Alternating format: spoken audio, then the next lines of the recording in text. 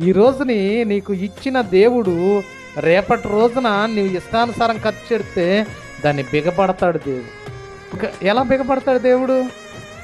ఈ రోజున నీకు బాగా సాగుతుంది వ్యాపారం, దాన్ని నువ్వు మంచిగా ఖర్చు చేసుకున్నావు అనుకో, దేవుడు నీకు ఇంకా ఇస్తాడు. వ్యర్థమైన దానికి ఖర్చు చేస్తే వ్యాపారం ఏమవుద్ది? అది తగ్గటం మొదలు పెడద్ది.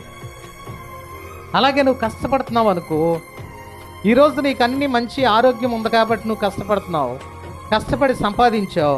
ఆ సంపాదించిన రూపాయిని నువ్వు ఇష్టానుసారంగా పనికిమాలిన నాటికి ఖర్చు చేసేవనుకో, దేవుని పనికి ఇవ్వకుండా, కడుపుకి కమ్మన కూడు తినకుండా నీ ఇష్టానుసారంగా ఖర్చు చేసేవనుకో, రేపు కష్టపడటానికి ఆరోగ్యం లేకుండా చేస్తాడు దేవుడు. అప్పుడు నీకు రూపాయి రాదు, అప్పుడు ఏడుస్తావు. ఆ రోజున దేవుడు నాకు ఇస్తే నేను ఇష్టానుసారం ఖర్చు చేశాను, ఈరోజు నాకు తినటానికి లేదని ఏడ్చే రోజు రాకముందే మనం ఏం చేయాలో తెలుసుకుని దాన్ని జాగ్రత్తగా ఖర్చు చేసుకోవాలి. దేవుడిచ్చే ప్రతి పైసా, ప్రతి రూపాయిని కూడా జాగ్రత్తగా ఖర్చు చేయాలి.